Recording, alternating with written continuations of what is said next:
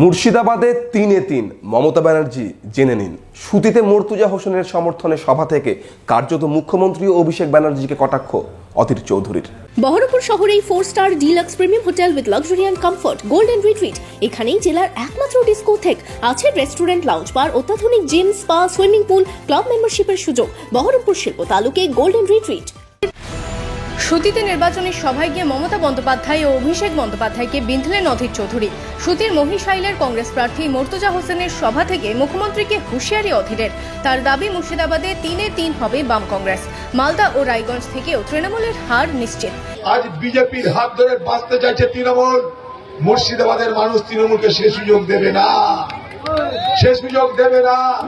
তাই মুর্শিদাবাদে আওয়াজ জেগেছে, তৃণমূল নেত্রী শুনে নিন, মুর্শিদাবাদে ৩-৩, জঙ্গিপুর, মুর্শিদাবাদ, বহরমপুর, ৩টে আসন।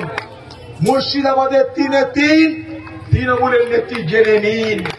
শুধু মুর্শিদাবাদেই আমরা থেমে থাকবো না, পাশের জেলা মালদা, সেখানেও আমরা ধাবা পড়েছি। ঈশা খান জিতছে, সামনের মানুষ বলছে। আমরা চলে গেছি রায়গঞ্জ পর্যন্ত, এদিকে মালদা, এদিকে বীরভূম, লাইন ধরে তৃণমূলের পরাজয়ের কাহিনী শুরু হয়ে গেছে বাংলায়। এদিন সভা থেকে অভিষেক ব্যানার্জিকেও কটাক্ষ করতে ছাড়েননি অধীর চৌধুরী। খোকাবাবু যেখানে যাচ্ছে আর লোক সেখানে যাচ্ছে না। চোরের রাজাকে দেখতে আর কে যাবে বলুন, আর চোর লোকে দেখতে চাইছে।